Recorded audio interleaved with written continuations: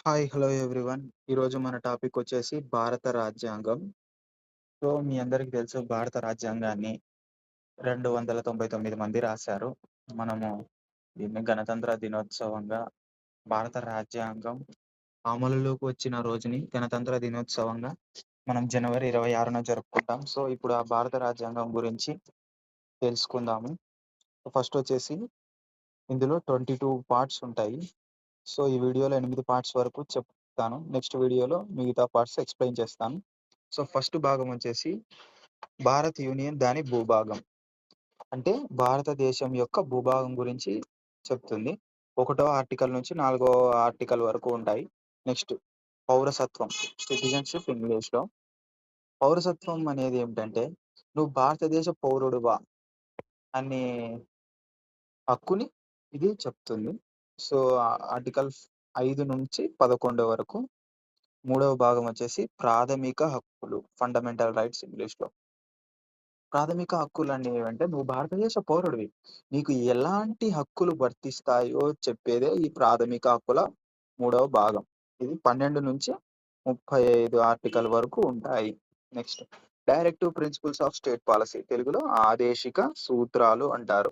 36 article నుంచి 51 article వరకు ఉంటాయి. ఈ ఆదేశిక సూత్రాలు కేంద్ర ప్రభుత్వం అంటే ప్రభుత్వానికి పరిపాలన ఏ విధంగా ఉండాలో అనేది నేర్పిస్తున్న భాగం ఏంది అంటే మనకి ఫోర్త్.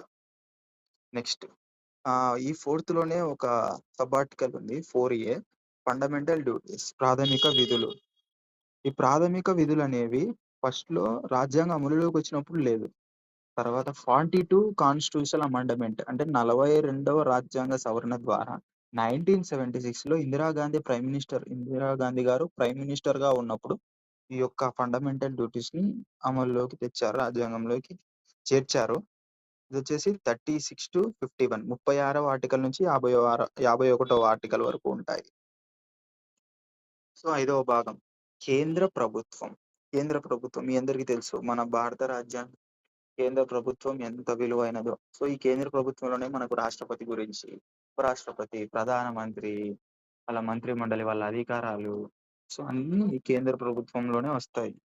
ఆర్టికల్స్ వచ్చేసి 52-151 అంటే 52 ఆర్టికల్ నుంచి 151వ ఆర్టికల్ వరకు ఉంటాయి. నెక్స్ట్ రాష్ట్ర ప్రభుత్వం, ద స్టేట్స్, 6వ భాగం. రాష్ట్ర ప్రభుత్వం గురించి మీ అందరికీ తెలుసు. మన పాలించేది ఆయా స్టేట్‌లను పాలించే ఆయా ప్రభుత్వాలు. అంటే ఇవి మన కేంద్ర ప్రభుత్వం గైడెన్స్‌లో పనిచేస్తాయి. సో, వీటి యొక్క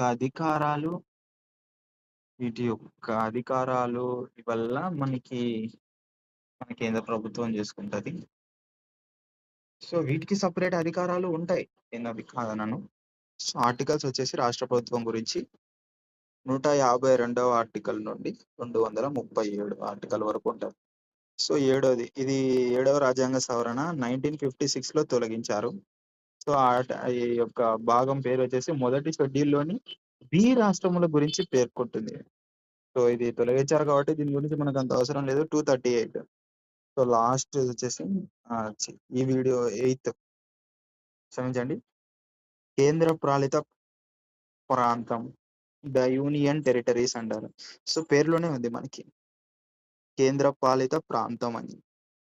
కేంద్రంచే పాలించబడే ప్రాంతాలు 239 ఆర్టికల్ టు 242.